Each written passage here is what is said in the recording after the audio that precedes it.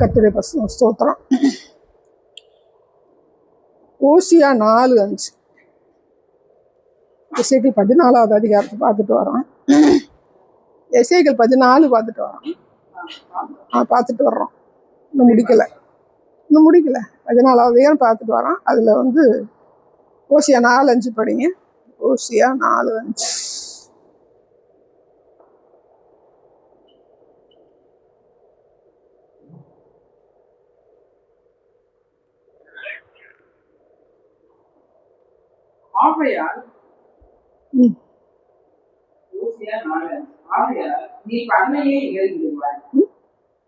பகலிலே இரவிலே உன்னோடே கூட தீர்க்கதரிசியும் இடறிவிடுவார். உன் தாயை நான் சங்காரம் பண்ணுவேன். இந்த இடத்துல என்ன சொல்ல வர்றோம்? 14வது அதிகாரம் யாருக்கு நியாய தீர்ப்பு கொடுக்குறாரு அப்படின்னு பார்க்கும்போது இஸ்ரவேலருக்கு நியாய தீர்ப்பு கொடுக்குறாரு, இஸ்ரவேல் தேசத்துக்கு. அதே நேரத்தில் ஆவிக்குரிய இஸ்ரவேல் நமக்கும் அதை நம்ம கம்பேர் பண்ணி தொடர்பு படுத்தி பார்த்துட்டு வரோம். இந்த இடத்துல என்ன சொல்ல வர்றாரு அப்படின்னு பார்க்கும்போது, பகலிலே இடறி விழுவாய், ராத்திரில என்ன பண்ணுவாராம்?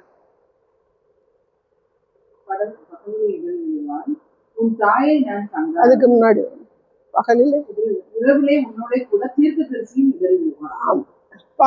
இடறி விழுவாய், இரவிலேயும் அவங்க சம்பந்தப்பட்ட தீர்க்கதரிசி போது அவனுக்கு தீர்க்கதரிசின்னு சொன்னார். அதாவது தேவனுடைய வார்த்தைகள் சொல்லாம தன்னுடைய மாம்சத்துல பிரியப்படுத்துகிற காரியங்களை சொல்லுகிற தீர்க்கதரிசி 2 பேரும் ராத்திரிலையும் விழுவாங்க, பகல்லையும் விழுவாங்க. அதற்கு உன் தாயை நான் செய்வேன், உன் தாயை சங்காரம் பண்ணுவேன். இந்த இடத்துல உன் தாயை சங்காரம் பண்ணுவேன் அப்படி பார்க்கும்போது இஸ்ரவேல் தேசம்.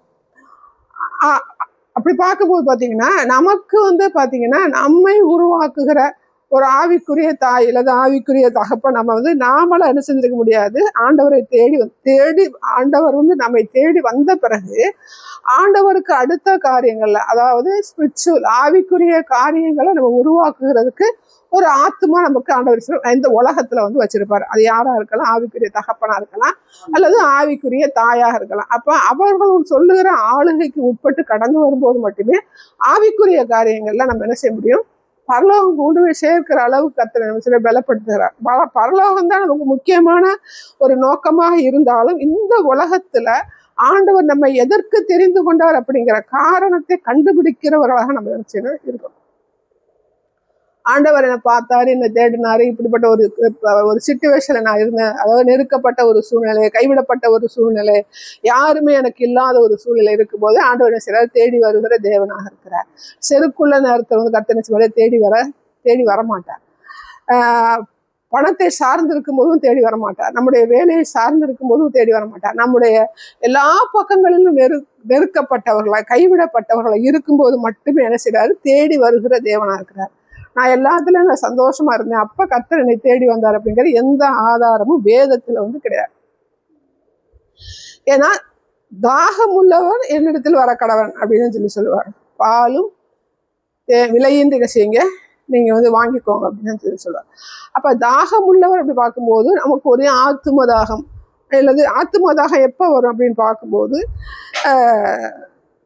இந்த தண்ணீர் தாகம் அப்படின்னு பார்க்கும்போது நமக்கு தண்ணி தாகம் எடுத்தா தண்ணியை குடிச்சிருவோம். ஆத்தும தாகம் என்பதை பார்க்கும்போது நாம குடும்பத்துல இருக்கும்போது ஒரு தனிப்பட்ட சூழ்நிலை இருக்கும்போது நம்முடைய ஆத்துமா நம்மை பார்த்து கேள்வி கேட்கும். எப்படிப்பட்ட நேரத்துல கேள்வி கேட்கும் அப்படின்னு பார்க்கும்போது, நான் நிறைய வசதி வாய்ப்போட என்னுடைய வாழ்க்கை கடந்து போகும்போது என்னுடைய ஆத்மா என்ன செய்யணும்னா சந்தோஷப்பட்டு பூரிக்கும். சரி, நம்ம இன்னைக்கு நல்லா இருக்கிறோம், அதை சேர்ப்போம், இதை சேர்ப்போம், இந்த பிள்ளைக்கு கல்யாணம் பண்ணி வச்சிருவோம், அவனுக்கு சொத்தை வாங்கி கூச்சிருவோம், நம்ம சாகிற வரைக்கும் நமக்கு யாருடைய தேவையும் யாரையும் சார்ந்து கொள்ளாதபடி பேங்க்ல ஒரு டெபாசிட் பண்ணி போட்டுருவோம். இப்படி எல்லா காரியங்களையும் குறித்து நம்ம அப்படிப்பட்ட சிந்தையில ஓடும்போது தேவனிடத்தில் தாகமுள்ள ஒரு ஆத்மாவாக அது இருக்காது. அந்த ஆத்மா என்ன செய்யும் பார்த்தீங்கன்னா நமக்குரிய தேவைகளை என்ன செய்யும் சேர்த்து பூர்த்தி பண்ணுகிற லெவலுக்கு என்ன செய்யும் அந்த ஆத்மா அதன் பின்னாடியே ஓடும். வேதத்துல சொல்ற, இன்றைக்கு நீ நான் களஞ்சியத்துல எல்லாத்தையும் சேர்த்து வச்சுட்டேன், என்னுடைய ஆத்மா சந்தோஷப்பட்டுக்கிட்டு இருக்குது அப்படின்னு சொல்லும்போது ஆண்டவர் சொல்ற, இன்றைக்கு உன் ஆத்மா எடுத்துக்கொள்ளப்பட்டா அந்த களஞ்சியத்தில் இருப்பது யாருடையதாகவும் கேள்வி கேட்கிறார். அப்போ நீ செத்து போயிட்டா அதுக்கு பிறகு அதை அனுபவிக்கிறது யாரு? நீ வந்து சந்தோஷப்பட்டு நான் சாகிற வரைக்கும் என்னன்னு சொல்லிட்டேன், என்ன பண்ணுவாங்க, கல்லறைக்கு கூட வந்து நம்ம தத்தநெறி கல்லறையில் வந்து பார்த்தீங்கன்னா ஒரு அவங்க அம்மாவோ ஒரு அப்பாவோ தாத்தாவோ பாட்டியை போச்சு, அதுக்கு மேலே ஒரு 4 கல்லறை 3 கல்லறைக்கு இடம் இருக்குது. இப்போ நம்ம இதுலேயுமே வந்து 2 கல்லறைக்கு இடம் இருக்குது. ஒருத்தர் செத்தா அதுக்கு மேலே ஒரு கல்லறை, அப்படி வந்து இப்போ திட்டம் பண்ணிடுச்சுறேன் கல்லறைக்கு வந்து இடம் பார்த்து வைக்கிறாங்க. அப்போ அந்த கல்லறைக்கு நம்முடைய பாடி நம்முடைய பணம் போகுமா அப்படிங்கிறது ஒரு கேள்வி. நார்மலாக செத்தா இருக்கிறாங்க, செத்து ஆனால் அவங்க ஒய்ஃப் இறந்தாங்க, அதுக்கப்புறம் அவங்க வீட்டுக்கார வச்சு அடக்கம் பண்ணுறாங்க. இப்போ இந்த நம்ம யாரை அவங்க அம்மாவை அடக்கம் பண்ணாங்க, அவங்க அப்பாவை அடக்கம் பண்ணாங்க, அதுக்கு மேலே யார் பண்ணாங்க, அண்ணன், அவங்க அம்மா, அப்பா, அவங்க அண்ணன், அவங்க அம்மா. அப்படி வந்து திட்டம் பண்ணி என்ன செய்றாங்க, காரியங்களை நடத்துகிற மனிதர்களாக நம்ம வந்து இருக்கிறோம்.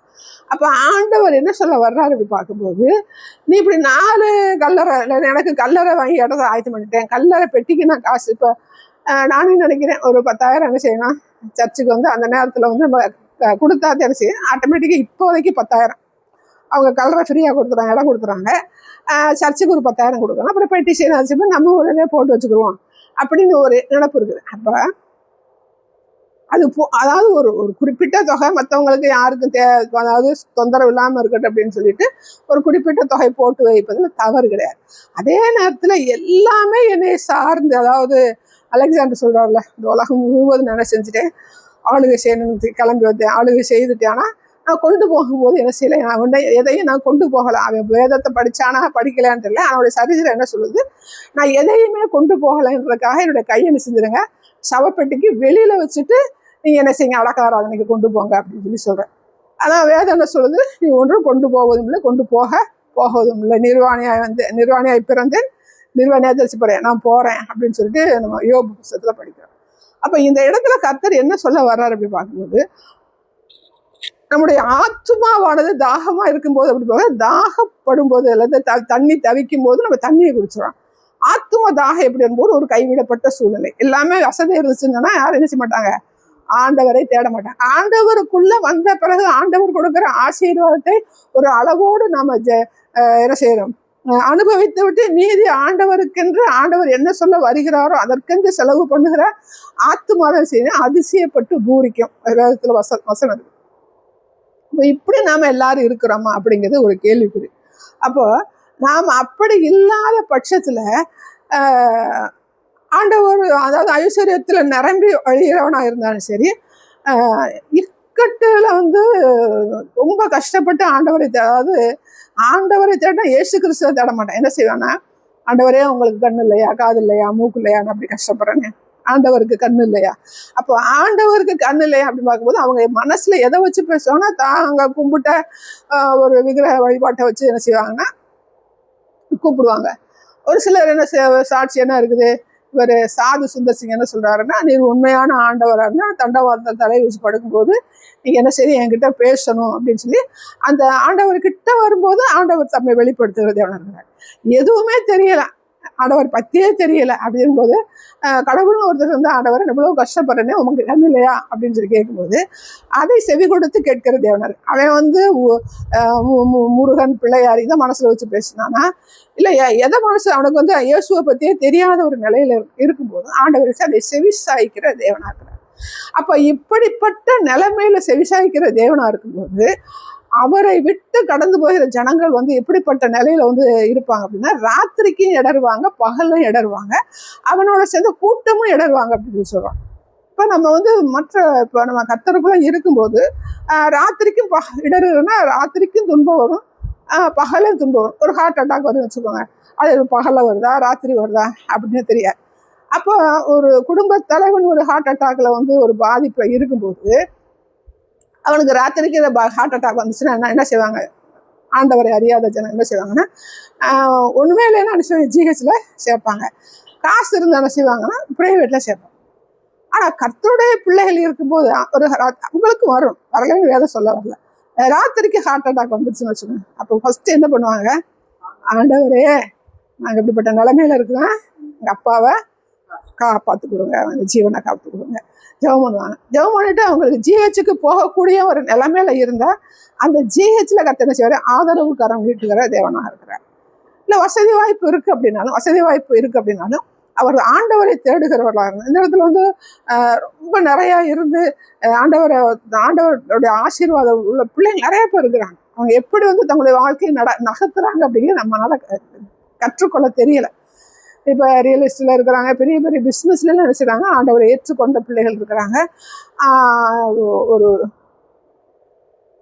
இந்த கடற்கரை ஒட்டி ஒரு ஒரு ஒரு நல்ல பேர் ஒரு பெரிய இது வச்சு இங்கே வந்து மதுரையில் வந்து சந்தோஷ் நாடார் இருந்தாங்க. அப்புறம் மதுரையில் போய் இந்த இப்போ நமக்கு இந்த அதிசய மாதிரில வச்சுருக்காங்களே கடற்கரை ஒட்டி ஒன்று வைப்பாங்க. அவர் வந்து ஒரு விஜிபி அவங்க வந்து ரியல் எஸ்டேட் பண்ணுறாங்க, அதெல்லாம் பண்ணுறாங்க. அப்படி பண்ணும்போது அவங்க என்ன சொல்கிறாங்கன்னா, நாங்கள் நேர்மையாக இருக்கிறோம் அப்படின்னு சொல்லி சொல்கிறார். தாசமாக பாகம் கொடுக்குறோம், கரெக்டாக இருக்கிறோம் அப்படின்னு சொல்லி சொல்கிறார். அப்போ அப்படிப்பட்டவர்கள் இருக்கும்போது அவங்க ஒரு ஹார்ட் அட்டாக் வரும்போது என்ன செய்வாங்க? ஜிஹெச்சை நோக்கி போக மாட்டாங்க. நான் ஜிஹெச்சுக்கு போகிறேன்னு சொன்னால் எல்லாம் சொல்லுவாங்க, நம்ம பணம் வச்சுக்கிட்டு ஜிஹெச்சுக்கு போகிறோம். அப்போ அப்படிப்பட்ட நேரத்தில் என்ன செய்வாங்க? அவங்க பிரைவேட்டு போவாங்க. ஆனால் அவருடைய ஜெபம் எப்படிப்பட்டதாக இருக்குதா? ஆண்டவரே உங்கள் அப்பா ஜீவனை பாதுகாத்துக்கணும். அப்போது ஆண்டவரை அறியாத ஒரு ஜனம் அது அந்த ராத்திரியில் ஹார்ட் அட்டாக் வந்த உடனே என்ன செய்வாங்கன்னா ஜிஹெச்சுக்கு போய் அங்கே எல்லார்ட்டையும் கையேந்தி எங்களை காப்பாற்று அப்படின்னா கெஞ்சுகிற நிலைமை இருக்கும். ஆனால் தேவனை ஏற்றுக்கொண்ட பிள்ளைகளுக்கு தகப்பன் அவங்க குடும்ப தகப்பன் ஹார்ட் அட்டாக் வந்து ஒரு ஜிஹெச்சுக்கு போகும்போது அங்கே தேவனுடைய அரவணைக்கும் கரம் இருக்கு. அதுக்கு தான் இதுவும் அதுவும் உள்ள வித்தியாசம். அதனால சொல்றாரு, நீ ராத்திரியும் இடருவ பகல்லையும் இடருவ. உனக்கு ராத்திரிக்கு ஹார்ட் அட்டாக் வந்தாலும் அந்த நிலைமை தான், பகல்ல ஹார்ட் அட்டாக் வந்தாலும் உனக்கு அந்த நிலைமை. தேவன் உன்னோடு கூட இல்லை, அதனால எல்லாமே இடறுகிற காரியம். நமக்கு ஒரு உதாரணம், எல்லா விஷயத்துல ஒரு கல்யாணம் பண்ணுவாங்க, ஒரு காது ஊற்றுவாங்க, அதுல ஒரு பெரிய பிரச்சனை வரும். கல்யாணம் பண்ணணும்னு திடீர்னு என்ன செய்வாங்க? இந்த மகளுக்கு கல்யாணம் பண்ணுவாங்க, மருமை இறந்து போயிடும். அதெல்லாம் அவங்களால தாங்க முடியாத ஒரு தள்ளப்பட்ட சூழ்நிலைக்கு போயிடும். இதுதான் வந்து இடறுகிற காரியம். இதே இடறுகிற காரியம் நம்ம படிச்சோமா, சுருக்கும் கண்ணியும் எல்லாருக்குமே வைக்கிற தேவன், அது நீதிமானுக்கு வைக்கிற தேவன். அப்போ நாம ஒரு பொம்பளை பிள்ளைக்கு ஒரு கல்யாணம் பண்ணி அந்த மருமையை செத்து போன உடனே நமக்கு வெப்ராணம் வந்தாலும் தேவனை சார்ந்து கொள்ளக்கூடிய ஒரு நிலைமை வரும். அப்போ நம்ம தேற்றுவார், இது கர்த்தருக்கு சித்தமானது. கர்த்தர் என்ன செய்வார்? மருமகை இருந்ததை காட்டிலும் அந்த மகளை என்ன செய்வார்? கர்த்தர் வழி நடத்துவார். அப்படிங்கிற காரியங்களை நம்ம தேற்றுகிற தேவன். ஆனால் இவர்களுக்கு தேற்றுவதற்கோ யாருமே இல்லாம என்ன சொல்றாரு? அந்த தீர்க்கதரிசி நிமித்தம், அந்த தாய் அப்படிங்கும் போது இஸ்ரவேலி நிமித்தம், அந்த ஆண்டவருக்கு விரோதமாய் வார்த்தைகளை சொன்னது நிமித்தம் அவனுக்கு இடர்ல வரும், அவனோட கூட உனக்கு இடர்ல வரும். அது பகலையும் வரும், இரவிலையும் வரும். அதே நேரத்தில் உன்னுடைய தாய் அப்படிங்கும்போது உன்னுடைய குலம் கோத்துறோம், உன்னுடைய தாய், உன்னுடைய தேசம். இப்போ நானே இருக்கேன்னா என்னுடைய தாய் தகப்பன் என்னுடைய எல்லா குல தேசங்களும் செய்யும் இடறுகிற காரியங்களை என்ன செய்வாங்க? போய் விடுவார்கள் அப்படின்னு சொல்லி எந்த இடத்துல கற்றுக்கு சார் சொல்ல வர்றார். அடுத்து வந்து பார்த்தீங்கன்னா இப்போ என்ன பார்த்தா ஓசியா அதுல 5:5 பாருங்க. ஓசியா 5:5.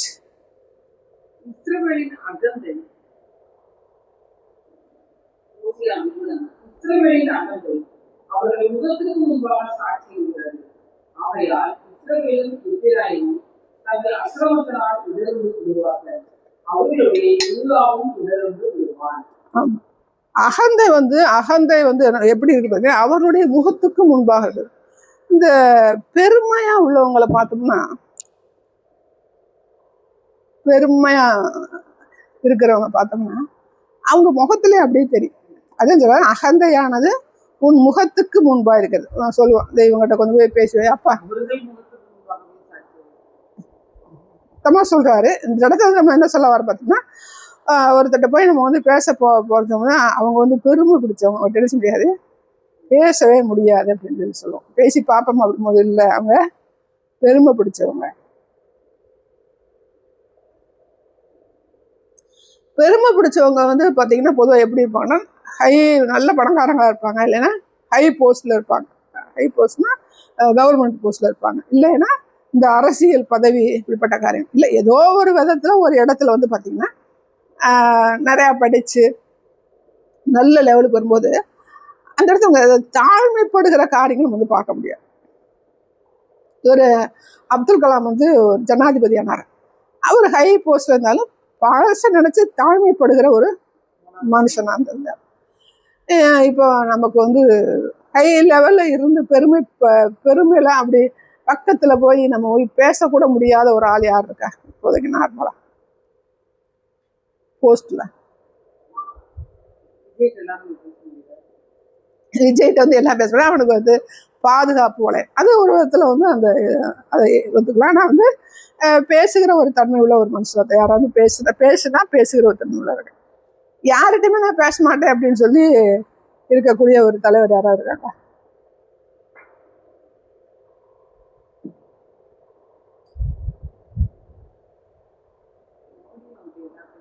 எல்லார்ட்டையும் வந்து பேசுவாப்புல.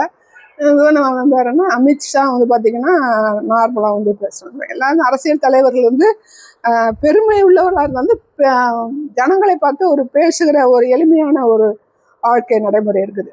பிஜேபிட்ட வந்து கிறிஸ்தவர்களுக்கு எதிரானவர்கள், ஆனால் அவங்களுடைய வாழ்க்கை நடைமுறைன்னு பார்த்தீங்கன்னா ரொம்ப சிம்பிளாக தான் வந்து இருக்குது. லஞ்சம் வாங்குறாங்க தெரியல, பார்த்தாங்கன்னா லஞ்சம் வாங்காமல் ஜனங்களுக்கு வந்து செய்யறதுல வந்து கரெக்டாக வந்து பண்ணிட்டு வரேன். கரெக்டான இல்லை, கிறிஸ்தவர்களுக்கு வந்து எதிரானவர்கள்.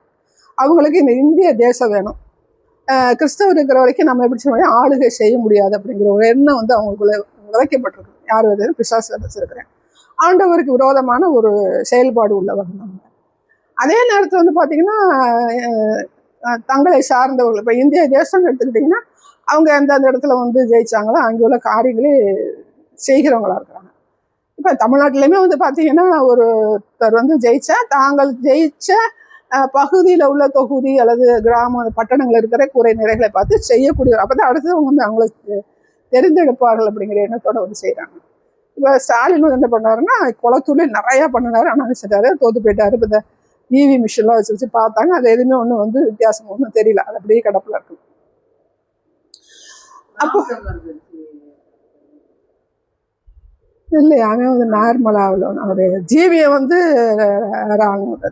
தேவனுக்கு பிரியம் இல்லை. அது ஆனால் இறங்கி வரும் போராட்டத்துக்கு யாரும் சொன்னாங்க. இப்போ நமக்கு தெரிஞ்ச அளவில் வந்து பார்த்திங்கன்னா இருதயத்தில் மேட்டிமை உள்ளவர்களாக இருந்தாலும் வெளிப்பிரகாரமாக பேசுகிறாங்க. ஒரு யாருக்கு கேட்டால் செய்கிற, ஆனால் தனிப்பட்ட விதத்தில் நம்ம வந்து ஒருத்தரை பார்க்கும்போது நம்ம குறிப்பிட்டு சொல்ல வரல. அவங்க வந்து பெருமையில் வந்து இருப்பாங்க, அவங்க செய்ய மாட்டாங்க, செய்ய மாட்டாங்க அப்படிங்கிற காரியங்கள் வரும். அப்போ அந்த பெருமையில இருக்கிறவங்களுக்கு அந்த முகமே காட்டி கொடுக்கும். அது தங்கள் முகத்துக்கு முன்பாக நிற்கிறது அப்படின்னு பார்க்கும்போது அந்த பெருமையானது உங்க முகத்துக்கு முன்பாக நிற்கிறது அப்படின்னு ஆண்டவர் இந்த இடத்துல சொல்ல வர்றாரு. அப்படின்னு பார்க்கும்போது நாம அனுபவிக்கிற காரியம் என்னன்னா, ஒரு பெருமையா இருக்கிறவங்க வந்து அவங்க முகத்துக்கு முன்பாக என்ன செய்யணும் பார்த்துக்கணும். இப்போ நம்ம ஒரு பெரிய நம்ம கல்யாண வீட்டில் பார்த்தீங்கன்னா நிறைய நகையை அள்ளி போட்டுட்டு பெருமையாக பேசினா கொஞ்சம் சிம்பிளாக பேசுவோம். நம்ம பேசினா அதே நேரத்தில் வந்து அங்கே வந்து அவங்ககிட்ட வேற யாராவது நம்ம கேட்கும்போது உங்களோட இதில் நம்ம கேட்டோம்னா ஒன்றுமே செய்ய மாட்டாங்க. அது பெருமை பிடிச்சவங்க, ஸ்டேட்டஸ் பார்ப்பாங்க, கௌரவம் பார்ப்பாங்க. அது பொண்ணு எடுக்க ரொம்ப கௌரவம் பார்ப்பாங்க, ரொம்ப ஸ்டேட்டஸ் பார்ப்பாங்க அப்படின்லாம் சொல்லுவாங்க.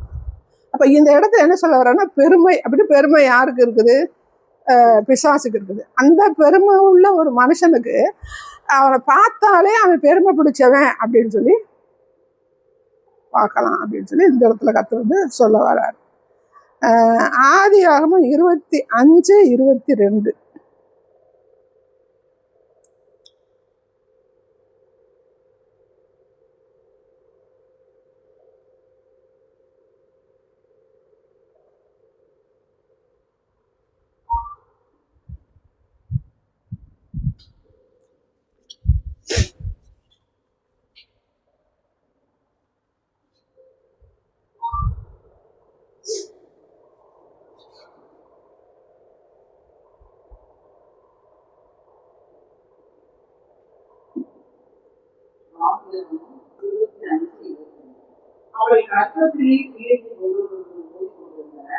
அப்பொழுது அவர் இப்படியானால் எனக்கு எப்படியோ என்று சொல்லி கர்த்தரிடத்தில் விசாரித்து இந்த இடத்துல என்ன பார்க்குறோம், ஏற்கனவே பார்த்த ரெபேக்கால் வந்து ஃபர்ஸ்ட் வந்து இந்த சுரூபத்தை கொண்டு வந்தவள் சரி ராகேல்.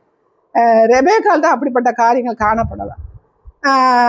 ஆபிரகாம் வந்து எதுக்கு வந்து நம்ம விக்கிரக ஆராதனையில் இருக்கிற ஒரு குடும்பத்தில் போய் பொண்ணெடுத்தாரு அப்படின்னு சொல்லி பார்க்கும்போது அவள்கிட்ட நமக்கு எந்த ஒரு சுரூபங்களை பற்றிய காரியங்கள் வந்து வெளிப்படலை அப்படின்னு பார்த்தாலும் இந்த வசனத்தின் அடிப்படையில் அவள் எப்படிப்பட்டவளாக இருக்கிறான்னா, கர்த்தரிடத்தில் விசாரிக்கிற ஒரு குணம் கொண்டவளா இருக்கிறாள். அப்ப ரெபேக்காள் வந்து கர்த்தரை சார்ந்து கொண்ட ஒரு பொண்ணா இருந்தனால ஆபிரகாம் செய்றாரு, அந்த ரெபேக்காளை மணமுடிப்பதற்கு வேண்டிய வேலைகளை செய்யறான்னு அதுல நமக்கு ஒரு தெளிவு கிடைக்கும் இந்த வசனத்தின் பிரகாரம். ரெண்டாவது நம்ம பார்க்குற பிரகாரம் எசேக்கியேல் 14வது அதிகாரத்தின் பிரகாரம் பார்க்கும்போது இரவில வந்து நீயே இடறி விழுவ, தீர்க்கதரிசி இடறி விழுவான்னு சொல்றான். இங்க ரெபேக்காள் என்ன செய்யறா, ஒரு கர்ப்பத்துல வந்து பிள்ளைங்க வந்து துள்ளி குதிச்சு இருக்கும்போது அவளுக்கே ஒரு சந்தேகம் வருது. ஒன்று கொண்டு 2 பிள்ளை இருக்கு பழகும்போது அவன் யார்கிட்ட போய் என்கொயரி பண்ணி கேட்டிருக்கலாம். ஈஷாக்கிட்ட போய் என்னப்பா எனக்கு ஒரு 2 பிள்ளைங்க 2 பிள்ளை இருக்கிற மாதிரி இருக்குது, ஒன்று கொண்டு மோதிக்கிற மாதிரி இருக்குது, என்ன செய்யலாம் அப்படின்னு சொல்லி பொதுவாக. ஆனால் அவள் யார்கிட்ட போய் கேட்குறா, கர்த்தரிடத்தில் விசாரிக்க. அப்போ கர்த்தரிடத்தில் விசாரிக்க போனால் ஒரு தீர்க்கதரிசி, கர்த்தரிடத்தில் விசாரிக்க போனால் அல்லது ஜபத்தில் நேரடியாக போனால் அப்போ ஒரு காலங்களில் ஒரு தீர்க்கதரிசி இருந்துக்கலாம், அந்த தீர்க்கதரிசி போய் கேட்டுக்கலாம். இல்லைன்னா ஜபத்தில் ஆண்டவர்கிட்ட வந்து கேட்டுக்கலாம். அதுக்கு பிறகு பார்க்கும்போது அவளுக்கு 2 பிள்ளை பிறக்குது. அப்போ 2 பிள்ளை இருக்குது அப்படிங்கிறதோட வயிற்றுக்குள்ளே இருக்குதுன்றது அவள் சேர்ந்த அசைவில் வந்து ஒன்றோட ஒன்று மோதி கொண்டு போது 2 தலை வந்து அவளுக்கு வந்து என்ன செய்யுது, அந்த வயிற்றுக்குள்ள அந்த அந்த மோதுறது வந்து கற்பிணி பெண்கள் சொல்லுவாங்க. இந்த கால் வர்றது, தலை வருது, இங்கிட்டு மூட்டுது அங்கிட்டு மூட்டுது. அப்போ நம்ம ஜெபம் பண்ணும்போது அது செய்த அபிஷேகத்தில் துள்ளுது. இந்த மாதிரி அபிஷேகத்தில் துள்ளுது. நம்ம எங்கே பார்த்தோம்னா இப்போ எலிசபெத்தோட வயத்தில் இருக்கிற பிள்ளை துள்ளும், மரியாதை பார்த்துட்டாங்க. ஆனால் நார்மலாகவே கர்த்தருக்குள்ள இருக்கிறவங்க அபிஷேகம் பண்ணப்பட்டவங்க சொல்லுவாங்கன்னா, நாங்கள் ஜெபம் பண்ணும்போது அப்போ நாங்கள் ஆவியில் நிரம்போது அபிஷேகத்தில் நிரம்போது இந்த பிள்ளையும் சேர்ந்து அபிஷேகத்தில் நிரம்பும் அப்படிங்கிற அனுபவத்தை நம்ம நிறைய கேள்விப்பட்டோம். அப்போ இந்த இடத்துல வந்து ரெபேக்காள் என்ன சொல்ல வர்றா அப்படின்னு பார்க்கும்போது 2 பிள்ளைகள் இருக்குன்றத அவள் கன்ஃபார்ம் பண்ணுறான். இப்போ இருக்கிற ஆஸ்பத்திரி என்ன செய்வாங்க, டாக்டர்கிட்ட போய் ஸ்கேன் எடுத்து 2 பிள்ளை இருக்கிறதா உறுதியா அப்படின்னு பார்த்துட்டு ஸ்கேன் எடுத்து முடிவு பண்ணுவாங்க. அந்த நாட்கள் என்ன செய்யறாங்க, தன்னுடைய அந்த வயிற்றுல பிள்ளைங்க வந்து 2 தலை மோதிக்கிறத பார்த்துட்டு யாருக்கிட்ட போற, புருஷங்கிட்டையோ தன்னுடைய தாய் தகப்பனோடய சுற்றி இருக்கிற சொந்த பந்தங்களோட சொந்த பந்தங்கள் இருக்கிற வாய்ப்புகள் இருக்கு இல்லையா, அப்படி இல்லாமல் கர்த்தரிடத்தில் விசாரிக்கணும். அப்போ இந்த இரவுல வந்து ஒரு தீர்க்கதரிசி இடறி விழுவார் அப்படிங்கும்போது கர்த்தரே தேடாத, கர்த்தர் பட்சத்தில் நிற்காத ஒரு கள்ள தீர்க்கதரிசி அதை ராத்திரி ஆனாலும் செய்ய அதை சார்ந்த கூட்டம் என்ன செய்ய இடத்துல சிக்கிக்கொள்ளும். ஆண்டவரை அறிந்த ரெபேக்காள் வந்து என்ன செய்யறா, தன்னுடைய புருஷங்கிட்டையோ தன்னுடைய சொந்த பந்தங்கள்கிட்டயோ வேற யாருக்கிட்டையும் கேட்காம தேவனிடத்தில் கேட்க போகும்போது, கர்த்தரிடத்தில் கேட்க போகும்போது என்ன செய்யறா, அந்த காரியம் என்ன செய்யுது, அவளுக்கு வந்து சுகப்பிரசத்தை கர்த்தர் கட்டளையிடுகிற தேவனாக இருக்கிறார். அப்ப நம்ம ஒரு தேவனுடைய ஸ்பிரிச்சுவல ஒரு ஒரு ஒரு ஆள் எப்படிப்பட்டவங்களா இருக்கு அப்படின்றது, எந்த காரியமா இருந்தாலும் தேவனிடத்தில் விசாரிக்கிறவராக இருக்கிறது. அதாவது தேவனுடைய பிள்ளைகளிடத்தில், அது தனக்குரிய ஆவிக்குரிய தாயாய ஒரு பிள்ளை தன்னுடைய ஆவிக்குரிய தகப்படத்தில் விசாரிக்கிறவராக இருக்கிறது. ஜெபத்துல எல்லாமே நான் ஜெபத்துல கேட்டுக்கிறேன் அப்படிங்கும்போது அது தன்னிச்சையான செயல். எல்லாம் எனக்கு தெரியும், நான் ஸ்பிரிச்சுவல்ல வந்து என்ன செஞ்சுட்டேன், பயங்கரமா இருக்கு, லீடிங்ல போயிட்டு இருக்கேன், அதனால வந்து நான் யார்ட்டையும் கேட்க தேவையில்லை அப்படின்னு சொல்லி நம்ம செய்யக்கூடாது, சொல்லக்கூடாது. நமக்கு நம்முடைய ஆளுகைக்கு உட்பட்ட நம்முடைய ஆத்மாவுக்கு இசைந்த ஆத்மாக்களை கர்த்தர் ஆவிக்குரிய தகப்பனாகவோ ஆவிக்குரிய தாயாகவோ இல்லை ஆவிக்குரிய சபையில் உள்ள ஒரு மேய்ப்பனோ அல்லது ஒரு தீர்க்கதரிசியோ கர்த்தர் செய்வார். இந்த உலகத்துல ஆவிக்குரிய ஜீவத்துல கடந்து போகும்போது எல்லா மனுஷருக்கும் வைத்திருக்கிற தேவன், அவருடைய சொல்லை கேட்டு என்ன செய்யணும், கடந்து போகணும். இல்லை எனக்கு எல்லாமே தெரியும், நான் ஜெபத்துல வச்சுட்டு நான் ஆண்டவர் என்ன சொல்றாரோ அதன் பிரகாரம் செய்வேன் அப்படின்னு அது ஒரு விதமான முட்டாள்தனம்.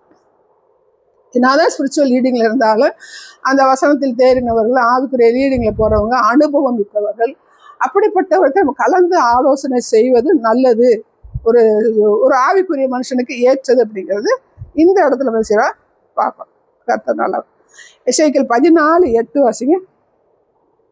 எசேக்கியேல் 14:8.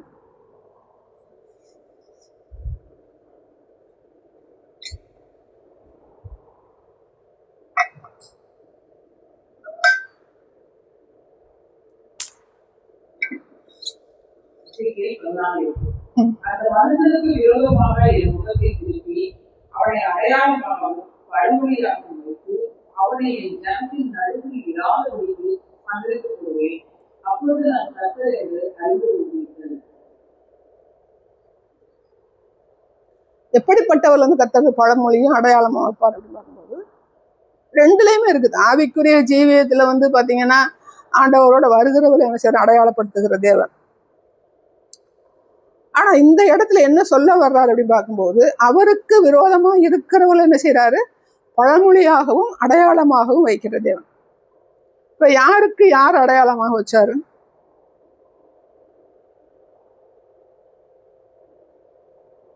ஆண்டவருக்கு விரோதமா வரவங்க.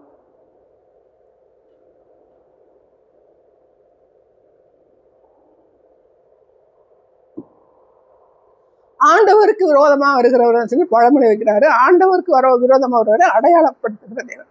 இப்ப நம்ம பார்த்துட்டே வரும்போது பார்க்கிறோம், கள்ள தீர்க்கதரிசியின் பெயரை குறிப்பிட்டு எந்த காலத்துல வந்து அவன் வந்து கள்ள தீர்க்கதரிசியா இருந்தான் சொல்லி அடையாளப்படுத்துகிற தேவன். யார் காலத்துல? எரேமியா காலத்துல யார் அடையாளப்படுத்துறாரு? மிகாயாவா? மிகாயா வந்து இங்கே வரல, எரேமியா காலத்துல. எரேமியா காலத்துல மிகாயா வரல. சரி, மிகாயாவை நிறைய பார்த்துட்டோம். பஸ்கூர் வந்து ஒரு வேலை பார்க்குறேன், செமாயான்னு நினைக்கிறேன். மிகாயா வந்து கன்னத்தில் எடுத்த வருமா?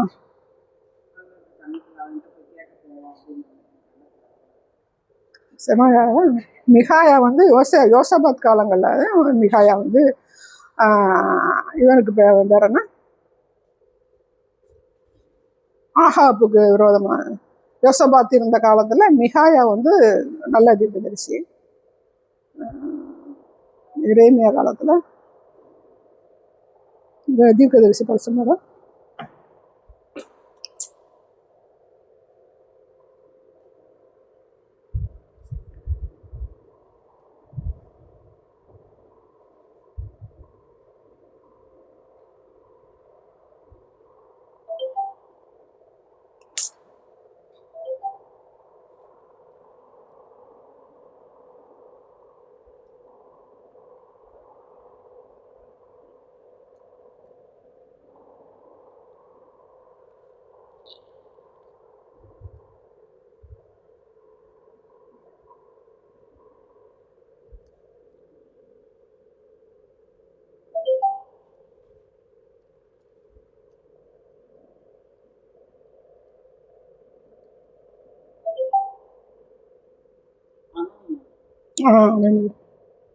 எரேமியா காலத்துல வந்து அனனியா, யோசபாத் காலத்துல. அப்ப அடையாளப்படுத்துகிற தேவன் நல்ல தீர்க்கதரிசியும் கள்ள தீர்க்கதரிசியும் ரெண்டு பேரையும் கம்பேர் பண்ணி காண்பிக்கிற தேவனாக இருக்கிறார்.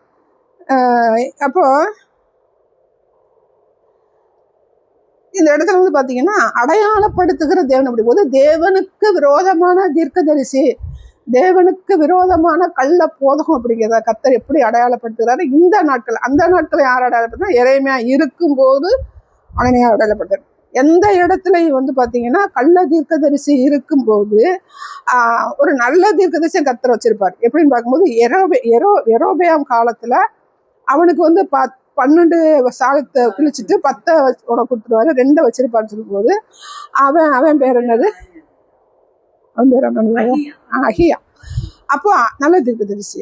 அப்போ அந்த நாட்களை எப்படிப்பட்ட நாட்கள், எரேமியா விருத நாட்களை வந்து அங்கே கள்ள தீர்க்கதரிசி குறிப்பிடப்படலை. ஆனால் அகாயா சொன்னது காரியம் நடந்ததுனால தன்னுடைய மனைவியை அனுப்புவான், தன்னுடைய பிள்ளை சுகமா. அப்போ அவன் நடக்கிற சத்தத்தை வச்சு என்ன செய்வான், அவன் வந்து அவனுக்கு பார்வை தெரியாது, ஆனால் நீ போய் கேளு, உன்னை இன்னார் அவனுக்கு தெரியாது. ஏன்னா நான் வந்து ஆண்டவருக்கு விதமாக செய்துட்டு இருக்கிறதுனால அவங்களோட பேசுவானோ பேச மாட்டானோ தெரியல அப்படிங்கும்போது அந்த சத்தத்தை கண்டு என்ன செய்யறான், தீர்க்க தரிசனம் சொல்றேன். என்ன சொல்றேன், அவன் ஒருத்தனே நல்லவன், அவன் செய்ய சந்தோஷமா அடக்கம் பண்ணப்படுவான் சொல்லி தன்னுடைய வார்த்தைகளை சொல்கிற ஒரு மனுஷன் வந்து பார்க்கணும். இப்ப அந்த நாட்களும் அடையாளப்படுத்துறது கர்த்தர் சரி பிழையாம அடையாளப்படுத்துறாரு. எதை வச்சு அடையாளப்படுத்துறாரு, தன்னுடைய ஜனங்களை வேஷத்தனம் பண்ணுவதற்கு ஏதுவான ஒரு மனுஷன் வந்து கர்த்தர் வந்து அடையாளப்படுத்துகிறார். அனனியா எப்படி சொல்றாருன்னா, இவர் எரேமியா என்ன சொல்றாருன்னா,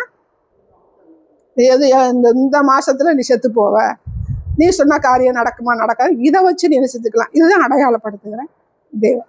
அப்படி அந்த நாட்களை அடையாளப்படுத்தின தேவன் இந்த நாட்களை எப்படி அடையாளப்படுத்துகிறார் அப்படின்னு பார்க்கும்போது, வேத வசனத்துக்கு இசைவாயத்துடைய வாழ்க்கை இல்லாத பட்சத்தில் வேத வசனத்தோடு ஒப்பிட்டு பார்க்கும்போது அடையாளப்படுத்துகிற தேவன். எதை வச்சு நம்ம அடையாளப்படுத்தணும், ஜான் ஜெபராஜா அவனுடைய வாழ்க்கையை வச்சு அடையாளப்படுத்தணும். பழைய ஏற்பாட்டில் என்ன சொல்லியிருக்கு, தன்னுடைய மனைவியை என்ன செய்யக்கூடாது, தள்ளிவிடக்கூடாது. அப்போ தள்ளுதற் சீட்டை வந்து இப்போ புதிய ஏற்பாடுன்னு சொல்லுவார் இயேசு கிறிஸ்து வந்து தள்ளுதற் சீட்டு வந்து உங்களுடைய இருதயத்தின் கடினத்தின் நிமித்தம் தான் அந்த தள்ளுதற் சீட்டு வந்து செஞ்சான், மோசை வந்து கொடுத்தான்.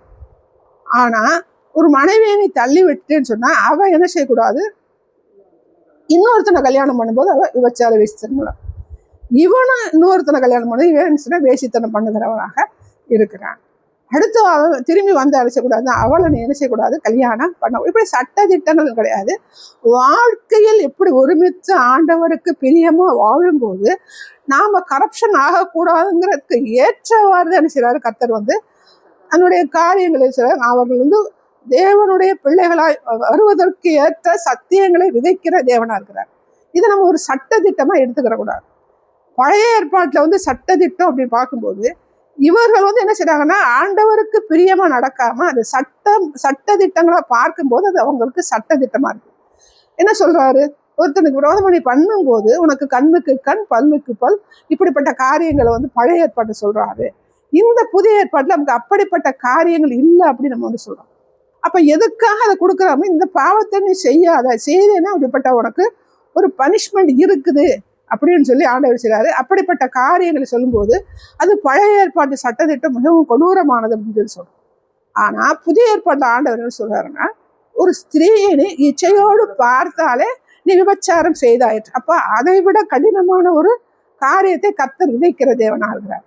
அப்ப நீங்க கண்ணுக்கு கண் பல்லுக்கு பல் பழிக்கு பழி அப்படின்னு சொல்லி சொன்னதையே அவங்க பெருசா எடுத்துக்கிட்டா, இன்னைக்கு நீ ஒரு பொண்ணை நீ இச்சையோடு பார்த்துட்டாலே நீ விபச்சாரம் செய்தாயிற்றுன்னு சொல்லுறதுக்கு எவ்வளவு பெரிய பனிஷ்மெண்ட். அது சரீரத்தோடு போயிடும். இன்னைக்கு நான் வந்து ஒரு தவறு பண்ணிட்டேன் அப்படின்னா ஒரு கண்ணுக்கு ஒரு கண்ணு பேசுனா ஒரு கண்ணு இருக்கிறதுக்கு வாய்ப்பு உண்டு.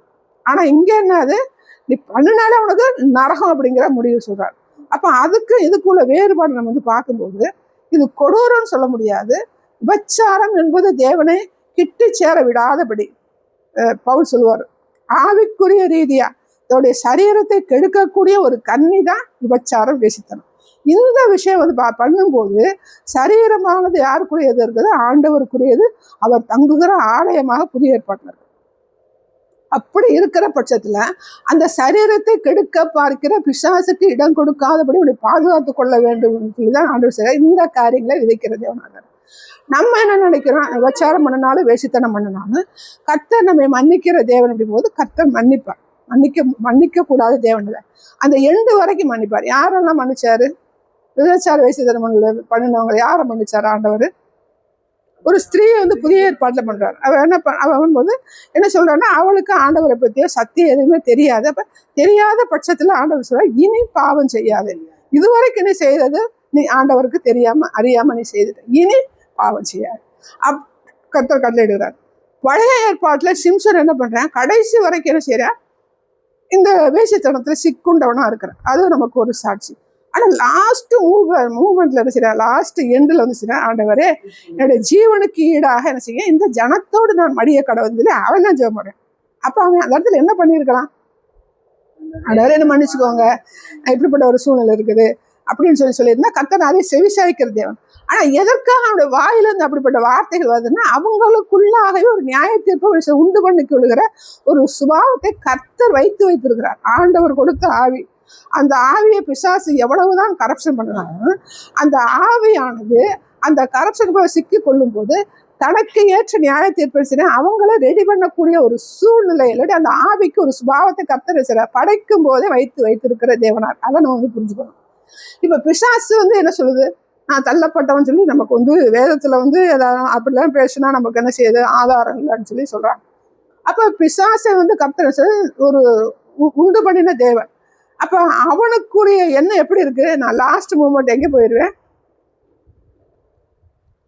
நரகத்துக்கு போயிடுவேன் அப்படிங்கிற ஒரு மென்டாலிட்டி அவனுக்கு இருக்குது. நான் பரலோகத்துக்கு போயிற மென்டாலிட்டி அவனுக்கு இல்லை. ஏன் இல்லை அப்படிங்கும்போது, படைக்கும் போது தேவன் என்ன செய்யறாருன்னா, நியாய தீர்ப்பு அந்த ஆவியானது சுதந்திரித்து கொள்கிற ஒரு தன்மை உள்ள ஒரு ஆவியாத்த ஆண்டவர் செஞ்சார்.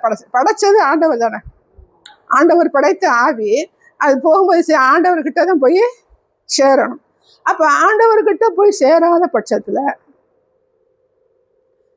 பட்சத்துல பிசாசை சார்ந்து கொள்ளும் போது அது நரகத்துக்கு தான் போய் சேரு அப்படிங்கிறத அவர்களாகவே தீர்மானித்து கொள்கிற ஒரு சுபாவத்தை அந்த ஆவிக்குள்ளாக கர்த்தர் வைத்திருக்கிற தேவன். இப்ப நாம வந்து கர்த்தருக்குள்ள வர்றதுக்கு முன்னாடி நம்ம செஞ்சோம் பாவம் பண்ணிடணும். அப்ப ஆண்டவர் நம்மை தேடி வரும்போது அவர்கிட்ட ஒப்பு கொடுக்கும் போது நம்முடைய பாவமானது நமக்கு தெரியுது. இந்த பாவத்தை கர்த்தர் மன்னிப்பாரா, இவ்வளோ பெரிய பாவம் செய்துட்டேன் போது எல்லா பாவம் கழுவுகிற தேவன். அடுத்து நான் தவறி விழும்போது அடுத்து அந்த பாவத்தை செய்யும்போது ஆண்டவருடைய கரத்துக்கிட்ட வரும்போது அதையும் மன்னிக்கிற தேவன். ஆகாப்பட்ட சொல்றாரு, அவன் என்னை தாழ்த்தினதை கண்டாயா.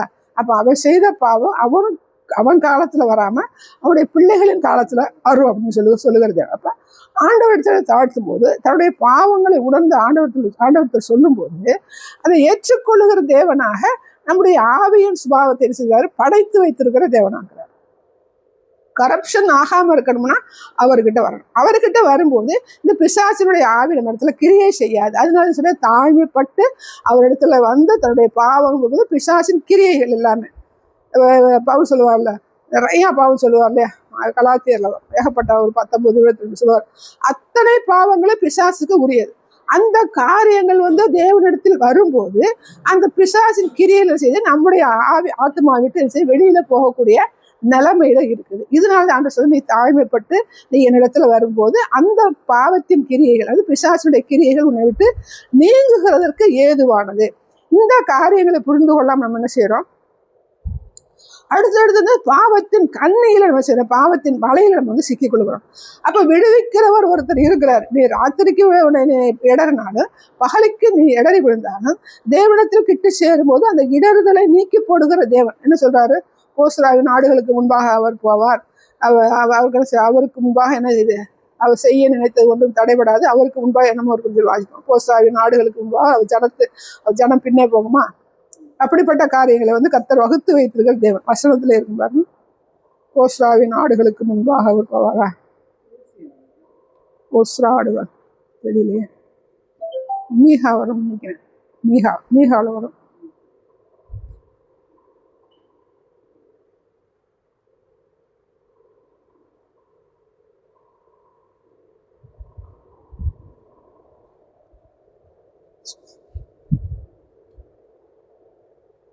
மீகா 2:12 அதுக்கு அடுத்து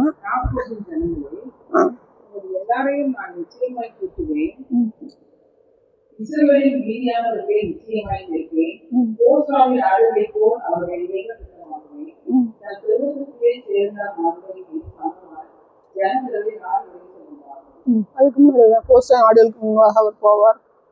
முன்னாடி இருக்கா பின்னாடி இருக்கா அந்த அந்த வசனத்துல அந்த அதிகாரத்துல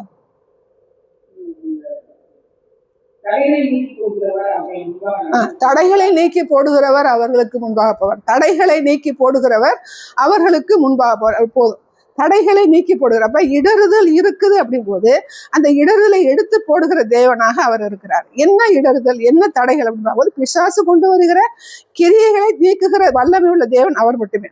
அவர் பரிசுத்தமான தேவன். அவரிடத்துல போகும்போது வச்சு பரிசுத்தம் ஆயிரும்.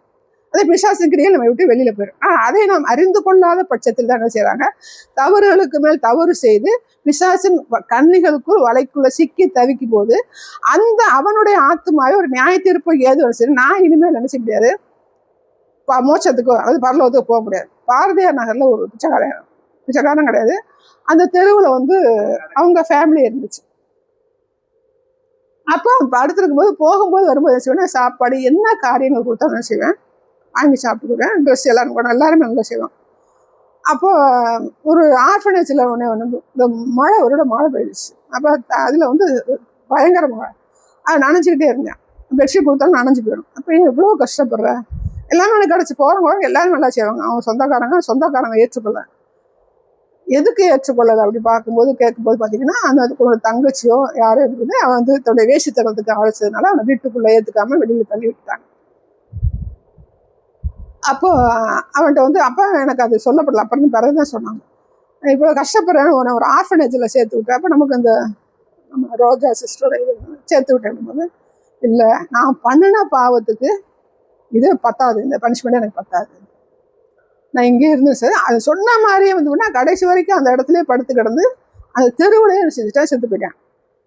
அந்த இடத்தோட சுவிசேஷம் அவனுக்கு சொல்லுது.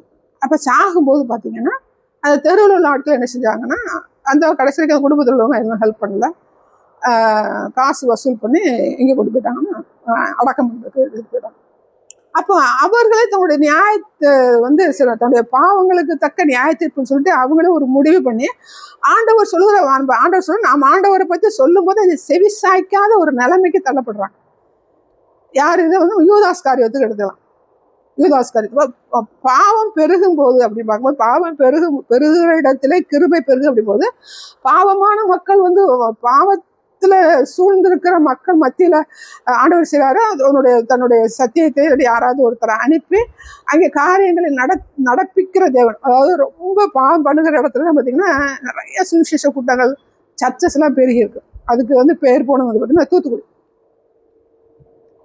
வந்து கொலை நகரம், கொலையாளி நகரமோ கொலை நகரம் சொல்லி சொல்லுவாங்க. இங்கே ஒருத்தனை வெட்டினா அடுத்த நாள் அதுக்கு பைக்கு இன்னொரு இடத்துல விடுவேன். சர்வசாதாரணம் வெட்டுவேன், சர்வசாதாரணம் வெடி கொண்டு போடுவாங்க. 2-3 இப்போ இருக்கான்னு தெரியல. அதுக்குன்னு வந்து கைக்கூலி தலைவர்கள் இப்படியா இருக்கும். ஒரு கிறிஸ்தவ அவர் பேர் எனக்கு மறந்து வச்சு, அவங்க வீட்டில் வந்து குடியிருந்தோம். அவர் கைக்கூலி படக்கூலியெல்லாம் வச்சுருப்பாங்க. அவங்க சார்பிலையும் ஒரு பெரிய மாலிய பசங்க பார்த்து ரொம்ப சாப்பிட்டா நல்லா பேசுவாங்க. அந்த என்ன சொல்றது, காய்கறி கடையில் வந்து வாங்குவாங்கல்ல மாமூலா, காய்கறி வாங்க, இந்த மாதிரி காரியங்களாம் சாப்பிட்டா அதான் செய்வாங்க. ரொம்ப வந்து கெடுபடியாக செய்யப்பட்டாங்க. ஆனால் அவங்க கொலை பண்ணுறாங்க. பார்த்து பேச நல்லா பேசுவாங்க. அவங்களுக்கு நான் அந்த காய்கறிலாம் போடும்போது நல்லா காய் நான் எடுத்து போடுவேன், நல்லா பேசுவாங்க. அவருமே சர்ச்சுக்கு போகிறவர். அந்த குடும்பம் வந்து அங்கே உள்ள அந்த பேட்ரிக் சர்ச் இருக்கு இல்லையா, அந்த சர்ச்சுக்கு குடும்பமே போவாங்க. ஆனால் அவர் மனுஷங்களை நம்ப மாட்டார். முன்னாடி வந்து நாய்களாக இருக்கு. அந்த காம்பவுண்டு கேட்டை விட்டுட்டா ஒரு பெரிய நம்ம உங்கள் வீட்டில் கொடுக்கணும் பால்கனி, அதுக்கு முன்னாடி வராண்டா, அது ஃபுல்லாக வந்து நாயாக தான் இருக்கு. நாயை தாண்டி தான் அவர்கிட்ட போக முடியும். நாய் மனுஷனை நம்ப மாட்டார். அப்படி நிறையா வந்து வாலிப பசங்க வந்து அது பாருங்க கூலிப்படை சொல்லுவார். பக்கத்து வீட்டில் வந்து இடம் ஆமாம், பக்கத்து வீடுனா இவர் இருக்கிற பெரிய பங்களா மாதிரி தான். அது எப்படி வாங்கினாருன்னு தெரியல, பெரிய பங்களா இருக்கும். பக்கத்துலேயும் அதே அளவுக்கு ஒரு வீடு இருந்துச்சு.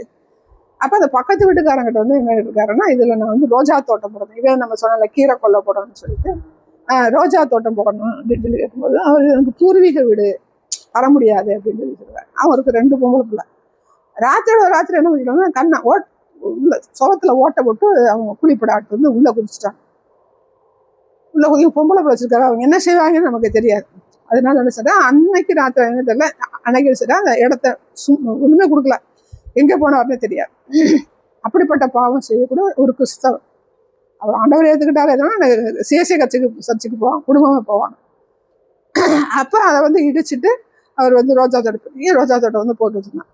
ஆனால் அந்த இடத்துக்கு பக்கத்தில் இப்போ நம்ம வாங்கி போட்டிருக்கோம்ல ஒரு இடம், அந்த அளவுக்கு வந்து ஒரு அம்மா, ஒரு சிஎஸ்ஐ கிறிஸ்டின், அவங்க நல்ல வயசு, அப்போ நல்ல வயசு, சின்ன வீடெல்லாம் அந்த காங்கிரீட் ஒரு சின்ன வீடு கட்டினாங்க. ஆனால் அதை மட்டும் இருக்கல. ஆமாம், அதை எல்லாரும் ஆச்சரியம் பார்த்தாங்க. அப்போ அவங்க தேவனை தேடுகிற ஒரு மனுஷியா இருந்தனால அவங்க மேலே அவன் கை வைக்கிறதுக்கு ஆண்டவர் கை வைக்கல, அந்த எண்ணத்தை கற்றுக் கொடுக்கல. ஏன்னா அவ்வளோ பெரிய இடத்த வந்து அவன் ரோஜா தோட்டமாக்கணுமே, இது ஒரு சின்ன வீடு தானே, இதை இடிக்கிறதுக்கு ஏன் இடிக்கலன்னு சொல்லி கேட்கும்போது ஜனங்கள் சொல்கிறாங்க, அவங்க வந்து ஆண்டவருக்குள்ளே இருக்கிறாங்க, அதனால வந்து அவன் வந்து நீங்கள் இருந்துக்கங்கன்னு சொல்லிட்டு அவனே சொல்லிட்டான். டச் பண்ண மாட்டேன், டிஸ்டர்ப் பண்ண மாட்டேன். அப்போ எல்லா இடத்துலையும் எப்படிப்பட்ட இடமா இருந்தாலும் கர்த்தர் செய்கிறாரு, அங்கு நமக்கு ஒரு ஆதரவு கரைஞ்சிட்டாரு. அப்போ இந்த பிசாசின் கிரியைகள் வந்து நம்ம என்ன முடிவு எடுக்கணும்னு பார்த்தீங்கன்னா, இந்த பிசாசின் கிரியை அப்படிங்கிறது நமக்கு வந்து தெரியணும். அது எப்போ தெரியும் அப்படி பார்க்கணும், நம்ம ஆவிக்குள்ளே இருந்தாத்தான், அபிஷேகம் பண்ணப்பட்டவர்களாக இருந்தாத்தான், கர்த்தரை பற்றி அறிகிற அறிவில் வளர்ந்தவர்களாக இருந்தாத்தான், வேதத்தை வாசிக்கிறவர்களாக இருந்தாத்தான், ஜெபம் பண்ணுகிறவர்களாக இருந்தாத்தான், ஆவியில் நிரம்புறவர்களாக இருந்தாத்தான், சத்தியத்தை சத்தியமாக போதிக்கிறவர்களாக இருந்தாத்தான். கள்ளப்போதம் விட்டுறக்கூடாது. கள்ளப்போதமும் கிடையாது, பிசாசு எதுவுமே ஆண்டவருக்கு விரோதமான கள்ள தீர்க்கதரிசி. அப்போ மாம்சிகத்தில் நான் தீர்க்கதரிசின்னு சொல்கிறேன்னா, நான் மாம்சிகத்தில் சொல்கிறேன்னா, ஆவியில் சொல்கிறேன்னா நான் நிதானிக்கணும். நிதானிச்சு அந்த வார்த்தைகளை சொல்லணும். நீங்கள் பணம் எனக்கு கொண்டுட்டு வந்திருக்கிறது, இந்த பணத்தை வச்சு நான் செய்யணும், இந்த பணத்தை நான் ஆக்குவேன்னா உங்களுக்கு பிரியமாக நான் சொல்லுவேன், யாராயிரம் பிசாசு எனக்குள்ளே வந்துடுறேன், அவன் பிழையாமல் வந்துடுறேன். அவர் பண்ண அகியா கிட்ட போகும்போது என்ன சொல்கிறாரு, சத்தத்தை நான் அறிஞ்சுட்டு தீர்க்கதரிசின்னு சொல்கிறாரு. ஆண்டோட வார்த்தையாக சொல்கிறார். இப்போ ஏரோபியா வந்துட்டு, ஏரோபியா மனைவி ராணி வர்றான்னா அவன் நிறையா கொண்டுட்டு வருவா, அப்ப அதை வச்சு நம்ம என்ன செஞ்சுக்கலாம், நல்லா இருந்துக்கலாம் முடிவுக்கு அவங்க வரல.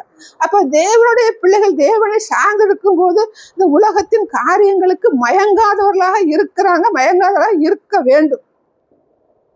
எனக்கு இது கிடைக்குது அப்படின்னு பட்சத்துல இது எதுக்கு அப்படிங்கிறது தேவனுடைய பிள்ளையா இருக்கிறவங்களுக்கு என்ன அந்த சிந்தை வரும். தேவனுடைய சிந்தை உள்ளவங்களுக்கு இவ்வளவு பெரிய அமௌண்ட் நமக்கு எதுக்கு, இல்ல இந்த அமௌண்ட் நமக்கு கொடுக்குறாருன்னா இதை நம்ம எந்த விதத்துல செலவு பண்ணலாம், ஆண்டவருக்காக, எந்த விதத்துல எனக்காக செலவு பண்ணக்கூடாது. ஒரு ஒரு ஒரு லம்ப் அமௌண்ட் எனக்கு வருது அப்படின்னா இதை நான் பயன்படுத்துகிற விதம் எப்படிப்பட்டது அப்படின்னா அது தேவனுடைய சிந்தை உள்ளவர்களுக்கு மட்டுமே அப்படிப்பட்ட காரியங்களை செய்ய முடியும். பவுலுக்கு வந்து பார்த்தீங்கன்னா ஏகப்பட்ட ஒரு பின்னாடி என்ன இருக்குது, பெரிய பெரிய கனமுள்ள கிரேக்க ஸ்திரீ, அடுத்து வந்து என்ன இருக்குது, கனமுள்ள கிரேக்க ஸ்திரீ, பொருட்களை நிறையா வந்து அது வந்து இயேசு கிறிஸ்து இருக்கும் போதும் வருது. அரண்மனையில் உள்ளவங்க கூட அவங்களுக்கு பின்னாடி வருவாங்க. பவுல் காலத்தில் இந்த கனமுள்ள கிரேக்க ஸ்திரீகள் வருவாங்க. இவ எப்படிப்பட்டவங்க, லீதியல் எப்படிப்பட்டவளா இருந்தா ரத்தாம்பரை வியாபாரம் பண்ணுது. அப்ப பெரிய பெரிய ஆட்கள் இருந்தாலும் உனக்கு காணிக்க நிறைய வருவதற்கு வாய்ப்பு இருக்கு. நான் என்ன சொல்றேன், பிலிப்பு கிட்ட நீங்க ஒரு தடவை 2 பிலிப்பு நிருபத்தில் ஒரு தடவை 2 தடவை அனுப்புனீங்க, அதை குறித்து பரலோகத்துல உங்களுக்கு கணக்கு இருக்குது. அப்ப அதை தன்னை கரைப்படுத்தாத ஒரு மனுஷனா ஆவிக்குரிய சிந்தை எப்படிப்பட்டவங்க அப்பனே, எப்படிப்பட்ட வேலையிலும் நேரத்திலும் தங்களை கரைப்படுத்த விடாதபடிக்கு, பிசாசின் கிரியைகளுக்குள்ளாக வர விடாதபடிக்கு தங்களை காத்து கொள்ளுகிற ஜீவியம் உள்ளவர்கள் மட்டுமே என்ன செய்ய முடியும், இந்த கன்னிகளுக்கும் இந்த இடர்களுக்கும் தப்பு வைக்க கூடியவர்களாக நம்ம வந்து இருக்க முடியும். அப்ப இந்த இடத்துல வந்து நம்ம பார்க்கும்போது என்ன எப்படி பார்க்குற போது பழமொழி அடையாளம். பழமொழி என்ன வச்சாரு, சாத்தானுக்கு பழமொழியாக வைத்தேன் அப்படிங்கும்போது நம்ம எசேக்கியேலே வந்து பார்ப்போம். இப்ப நமக்கு வந்து தமிழ் என்ன சொல்லுவாங்க, தாயை போல சேலை பிள்ளை நூலை போல சேலை. ஆனா பழமொழியில இருக்கும், எசேக்கியேல இருக்கும் ஒரு பழமொழி, இதுவும் தாய் நல்ல வசனம் இருக்கும், ஓமையில வரும். அதை வச்சுதான் தமிழ்ல சொல்லியிருப்பாங்க, உருவகமா சொல்லியிருப்பாரு.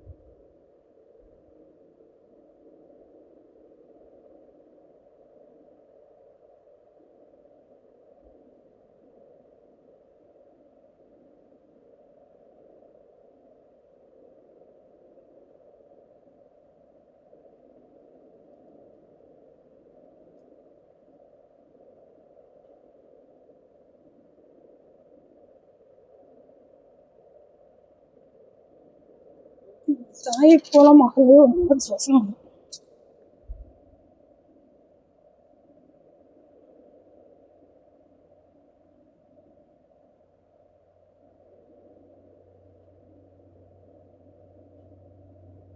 ஆ 44 16ல 44.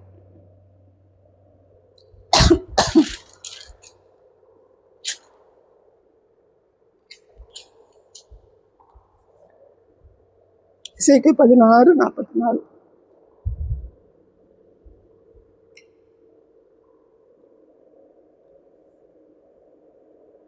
இதோ பழமொழி சொல்லுகிறவர்கள் எல்லாரும் தாயை போல மகள் என்று குறித்து பழமொழி சொல்லுவாங்க. ஆமா, இதுதான் தமிழ்ல வந்து தாயை போல பிள்ளை நூலை போல சேலைன்னு சொல்லுவாங்க, தாயை போல மகள்.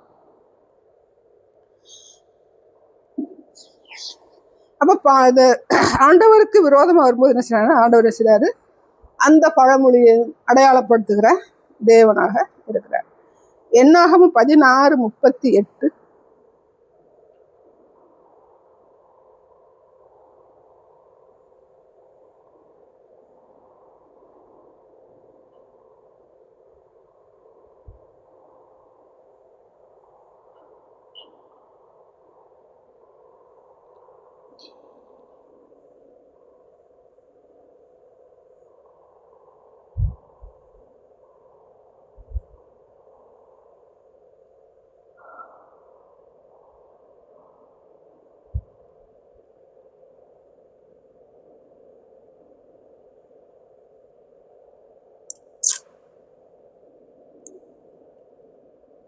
38. நாங்கள் ஆத்துமாக்களுக்கே கேடு உண்டாக்கின அந்த பாவிகளுக்கு தூக்க கருத்தனை வழிவிடத்தில் மூடத்தக்க கட்டையான தகவல்களாய் அடிக்க கலவர்கள் அவருடைய தற்போதைய சந்ததியில் அவர்களை கொண்டு வந்ததினால் அவர்கள் பரிசுத்தமாயின. அவர்கள் இஸ்ரவேல் புத்திரருக்கு ஒரு அடையாளமாய் இருக்கும் என்றார். ஆமாம், அந்த அந்நிய தீயை வந்து ஒரு கலசத்தில் போட்டு கொண்டு வரும்போது தான் கர்த்தர் வந்து ஒரு பெரிய வாதையை கட்டளிடுகிற தேவனாக இருக்கிறாரு. அது யாரு அந்த அந்நிய கலசம் கொண்டு வந்தது? இப்போ அந்த 16 வாசம் 16 1 to 5 வாசி. யாருடைய கலசம்? யாரு? லேவிக்கு பிறந்த கோகாத்தின் குமாரனாகிய இஸ்ரேலின் மகன் கோராக் என்பவன் ரூபன் வம்சத்தில் உள்ள எலியாவின் குமாரனாகிய சாத்தானின் அபிராமின் பேலத்தின் குமாரனாகிய ஓனையின் புத்திரர்கள் இஸ்ரவேல் புத்திரரில் சபைக்கு தலைவர்களும் சங்கத்துக்கு அழைக்கப்பட்டவர்களும் பிரபலமானவர்களும் ஆகிய 250 பேர்களோடு கூட மோசேக்கு முன்பாக எழுதி மோசேக்கும் ஆரோனுக்கும் விரோதமாக குற்றம் கூறி அவர்களை நோக்கி நீங்கள் மிஞ்சி போகிறீர்கள், சபையார் எல்லாரும் பரிசுத்தமானவர்கள், கர்த்தர் அவருடைய அருகில் இருக்கிறாரே, இப்படி இருக்க கர்த்தருடைய சபைக்கு மேலாக உங்களை ஏன் இருக்கிறீர்கள் என்றார்கள். மோசே அதை கேட்டபோது கோபுரம் இருந்தார். பின்பு அவன் போராட்டையும் அவருடைய எல்லா கூட்டத்தாரையும் நோக்கி நாளைக்கு கர்த்தர் தம்முடையவன் இன்னான் என்றும் தமண்டையிலே சேர்ந்ததால் கட்டளையிட்ட பரிசுத்தவான் இன்னான் என்றும் காண்பிப்பார். அப்பொழுது எவனை தெரிந்து கொள்வாரோ அவனை தம்மிடத்தில் சேர கட்டளையிடுவார். ஒன்று செய்யுங்கள், போராடி கூட்டத்தார்களே, நீங்கள் எல்லோரும் தூபக்கலசங்களை எடுத்துக்கொண்டு நாளைக்கு அவர்களின் அக்கினி போட்டு கர்த்தருடைய சன்னதியில் தூபவர்க்க விடுங்கள். அப்பொழுது கர்த்தர் எவனை தெரிந்து கொள்வாரோ அவன் பரிசுத்தவானாய் இருப்பான். லேவியின் புத்திரராகிய நீங்களே எஞ்சி போகிறீர்கள் என்றான். அதை 12 வாசிங்க. பின்பு மோசே எலியாவின் குமாரனாகிய சாத்தானையும் அபிராமையும் அழைத்தனுப்பினார். அவர்கள் நாங்கள் வருவதில்லை.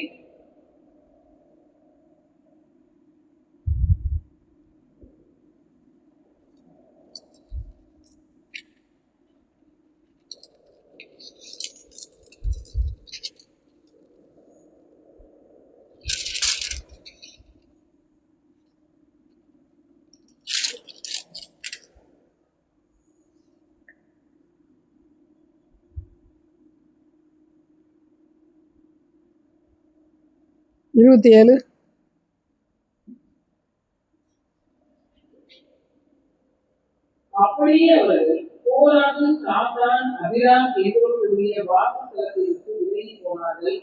சாத்தான் அபிராமும் வெளியே வந்து தங்கள் பெண்சாலிகள் பிள்ளைகளை குழந்தைகளோடு தங்கள் கூடார வாசலிலே இருந்தார். 35. அக்கினி கர்த்தருடைய சன்னதியிலிருந்து புறப்பட்டு தூபம் காட்டின 250 பேரை ரட்சித்துக் கொண்டது.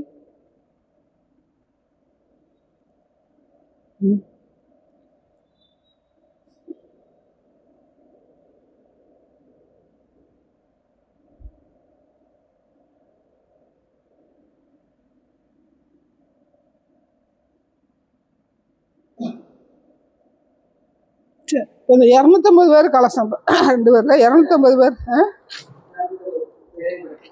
ஆமாம், அவங்களுடைய கலசத்தை என்ன செய்யறாங்கன்னா தகடுகளை அடித்து பலிபீடத்தில் வச்சுருக்காரு.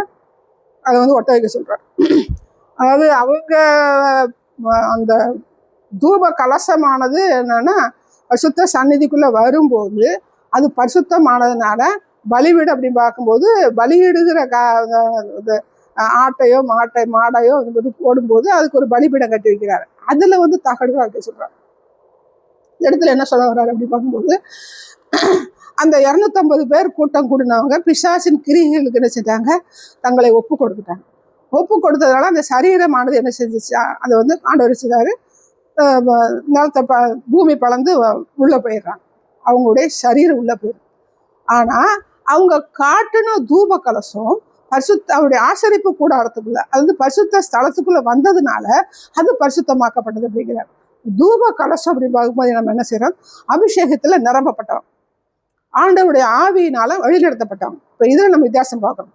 ஆண்டவருக்கு விரோதமா மாம்சீகத்த காரியங்களை செய்யும்போது ஆண்டவருடைய பரிசுத்தத்துக்குள்ள நாம வந்து கடந்து வர முடியாது. அது எங்கே போகணும்? பூமிக்கு, பூமிக்குள்ளதான் போக வேண்டியது. அது அப்புறம் நமக்கு வந்து நரகம் நியாயத்தீர்ப்பு. ஆனா அந்த தூப கலசமானது தன்னுடைய சன்னதிக்குள்ள வந்ததுனால அது பரிசுத்தமாக்கப்பட்டு பலிபீடத்துல தகடுகளாக அடிக்கப்பட்டிருக்கு. அப்ப இந்த இடத்துல கர்த்தர் என்ன சொல்ல வர்றார் போது, ஆவிக்குள்ளாக இருக்கிற ஒரு மனுஷன் ஆண்டவருடைய பரிசுத்தத்துக்குள்ள வரும்போது அவனுடைய காரியமானது அங்கீகரிக்கப்படும் போது அது பலிபீடத்துல எதுக்காக தகடுகளாக அடையாளம் வைக்கிறார் அப்படிங்கும்போது அக்கினியால எரிக்கப்பட்டு அது என்னது? பரிசுத்தமாகுது. பரிசுத்த ஸ்தலத்துல இருக்கிறன்னா அது பரிசுத்தமான ஒரு பொருளா மாறுது. அப்ப நாம வந்து ஆண்டவருக்கு அடுத்த காரியங்கள் நம்ம ஒப்பு கொடுக்கும் போது நாம எப்படிப்பட்ட இடத்துக்கு போறோம் போது ஒவ்வொரு பாவங்களாய் நம்ம வந்து அறிக்கையிட்டு அந்த அக்கினிக்குள்ள கடந்து போகும்போது நம்ம அக்கினி என்ன செய்யுது? பரிசுத்தவானா உருவாக்குது. அப்ப ஒரு மனுஷனை எதுக்கு அவர் மண்ணுக்குள்ள போகணும்? ஒரு சாதாரண ஒரு தூப கலசத்துல இருக்கிற தகடை எடுத்து அதை எதுக்கு பலிபீடத்துல ஒப்பு கொடுக்குறாரு அப்படிங்கிற ஒரு கேள்வி வரும்போது ஆவிக்குரிய ரீதியா நம்ம வந்து பார்க்கும்போது நாம பாவம் பண்ணுகிற அந்த சரீரமாகி அந்த மனுஷனை நான் கலைந்து விட்டு பவுல் சொல்லுவார்ல, பாவ மனுஷனாகிய சரீரத்தை கலைந்து விட்டு, அதை வாசிச்சிருங்க நல்ல வசனம்.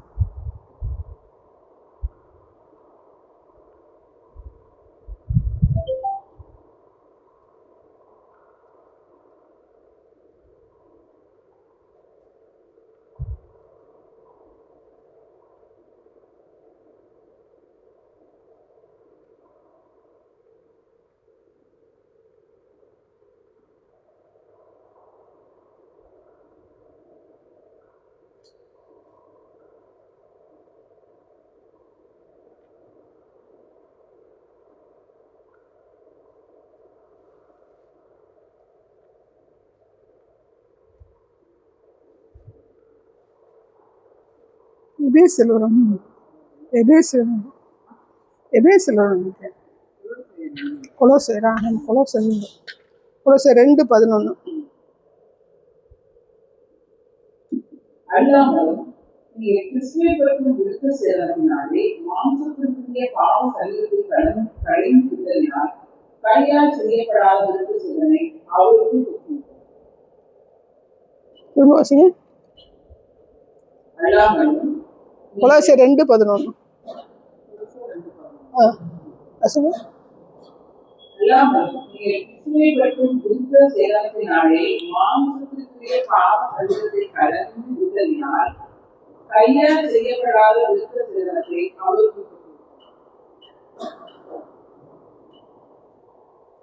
இந்த இடத்துல வந்து விருத்த சேதத்தை பற்றி சொல்றாரு. ஆனா நமக்கு வந்து பாவ மனுஷனாய சரீரத்தை கலைந்து விட்டு, அப்ப ஆண்டவருடைய சன்னிதானத்துல வரும்போது பிசாசின் கிரியையில டோட்டல் கரப்ஷனான மனுஷ சரீரத்தை எங்க கொண்டு போறாரு? பூமிக்குள்ள கொண்டு வரார். அதே நேரத்துல வந்து ஆவிக்குரிய ரீதியா அந்த கலசங்களை கொண்டு வரும்போது அது எப்படிப்பட்டதா வந்து மாறுது அப்படிங்கும்போது பலிபீடத்திலே தகடுகளாக அடையாளப்படுத்துகிற தேவன் இந்த இடத்துல வந்து அடையாளப்படுத்துற. அப்ப அந்த தகடுகளாய் அடிக்கப்பட்ட ஒரு மனுஷன் அவன் எப்படிப்பட்டவனா இருக்கிறான்னா, அந்த பலியிடும்போது அது தொடர்ந்து இப்ப நாம நினைக்கும் போது ஏதோ ஒரு ஆட்டுக்குட்டி வரும், எப்பயாவது ஒரு ஆட்டுக்குட்டி வரும், அந்த ஆட்டுக்குட்டியை பலியிடும்போது தீயை வச்சு எரிப்பாங்க அப்படிங்கிற நாம நினைக்கிறோம். ஆனா அதோடைய நடைமுறை எப்படிப்பட்டது அப்படின்னு பார்க்கும்போது எல்லா நாளுமே, எல்லா வேளைகளிலும், எல்லா நேரங்களிலும் பலிபீடத்தில் அக்கினி எரிந்து கொண்டே இருக்கும். எரிக்கக்கூடிய ஆட்களை கர்த்தர் வைத்திருப்பார்.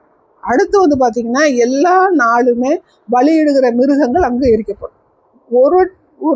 ஒரு ஜஸ்ட் ஒரு செகண்ட் கூட அந்த பலிபீடத்துல வந்து ஆடோ மாடோ எதுவுமே எரிக்காத நேரங்கள், இல்லாட்டி எதுவுமே பலியிடாத இல்லைன்னா அந்த அந்த பலிபீடத்துல எரிக்காத நேரம் வந்து இல்லை அப்படிங்கிற உறுதியா புரிஞ்சுக்கணும். எதை வச்சு புரிஞ்சுக்கிறோம்?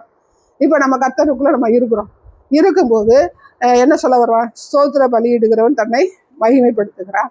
அப்போ எல்லா நேரமும் நீங்க ஸ்தோத்திரம் சொல்லுங்க. அடுத்து என்ன சொல்றாங்க? அந்நிய பாஷையில் நீங்க நிரம்புனீங்கன்னா உங்களோட ஆவிக்குரிய மனுஷன் கலப்படுவான். சில காரியங்கள் அந்நிய பாஷையில் நிரம்பும் போது இந்த சில காரியங்களை செய்ய நமக்கு நடக்குதுன்னு நிறைய சாட்சிகளை வந்து பார்ப்போம். அப்போ அவர் என்ன சொல்றாரு? அவர் பவுல் என்ன சொல்றாரு? ஆவியிலே அனலா இருந்தது, எப்பொழுதும் விழித்திருந்தது. அடுத்து சொல்றாரு, எப்பொழுதும் ஜெபம் பண்ணுங்களா? இப்படிப்பட்ட காரியங்கள் நம்ம வேதத்தில் வந்து பார்க்கணும். இப்போ நம்ம கர்த்தருக்குள்ள வந்த பிறகு நம்மளுடைய சிந்தையானது புதுப்பிக்கப்பட்டு கொண்டே இருக்கணும். எப்படி புதுப்பிக்கப்பட்டு இருக்கணும்? அந்த ஸ்டார்டிங்ல என்ன பண்ணுவோம், எல்லா பாவத்திலிருந்து கடந்து வரும். டோட்டலாக இப்போ நம்ம வெளியில் சொல்லக்கூடிய பாவம், வெளியில் சொல்லக்கூடாத நிறையா பாவம் இருக்குது. அப்போ வெளியில் சொல்லக்கூடாத பாவங்கள் செய்வோம். தேவனுடைய சன்னிதியில் வந்து ஒப்பு கொடுத்து ஆண்டவரே நான் என்ன செய்யணும், இந்த பாவத்திலேருந்து என்ன செய்ய எப்படியாவது விடுதலை ஆகணும். விழுந்திருப்போம், விழுகாமல் இருக்க மாட்டான். அப்போ என்ன செய்வா, அடுத்த ஆண்டவர்கிட்ட வருவோம். அந்த ஆண்டவரையும் திரும்ப நான் பாவத்தை செய்யக்கூடாது, இல்லை வெளியில் சொல்ல முடியாது, இந்த பாவத்தை நீங்கள் வெளியில் கொண்டுட்டு வராதிங்க, நீங்களே மன்னிச்சிடுங்க, இதுல இருந்து எனக்கு ஒரு விடுதலை வேணும். அப்போ பவுல் சொல்றாரு, இந்த பாவ சரீரத்திலிருந்து என்னை விடுதலை ஆக்குகிறவன் யார் அப்படின்னு பவுல் சொல்லியிருப்பார். அப்போ அவர் எப்படிப்பட்ட சிச்சுவேஷன், அவர் பெரிய ஊழியக்காரன், அவர் எப்படிப்பட்ட சிச்சுவேஷன்ல வந்து உள்ள இருந்தார் அப்படிங்கிறதுக்கு நாம சொல்ல முடியாது. தைரியமா சொல்றாரு, மாம்சமானது என்ன செய்யுது, ஆவிக்கு விரோதமா போராடுது, அந்த மாம்சமானது என்ன செய்யுது, அந்த காரியங்களை இச்சிக்குது, அதுல இருந்து நான் செஞ்சுறேன், விழுந்து போறேன். அப்போ இந்த மரண சரீரத்தை நான் விடுதலை ஆக்குகிறவன் யாருன்னு கேட்கிறாரு. எனக்கு விரோதமாக நான் என்னுடைய விருப்பத்துக்கு எதிராக என்ன செய்யுது, அந்த மாம்ச கிரியை செய்யுது. அப்போ அந்த மாம்சத்தை நான் செவிசாச்சுறேன், விழுந்து போறேன் அப்படின்னு பவுல் சொல்றாரு. அப்போ இந்த இடத்துல வந்து பார்த்தீங்கன்னா நம்ம யோசிச்சு நம்ம சிந்தையில கொண்டுட்டு வர்ற இடம். அப்போ நமக்கு ஆண்டவரை ஏற்றுக்கொண்ட பிறகு, அதாவது நான் பாவத்திலிருந்து அப்போதான் நான் வந்திருக்கிறேன், நான் வந்து நான் எப்படி ரட்சிக்கப்பட்டேன். சிலருக்கு வந்து சிலர் தரிசனத்துல டைம் பண்ண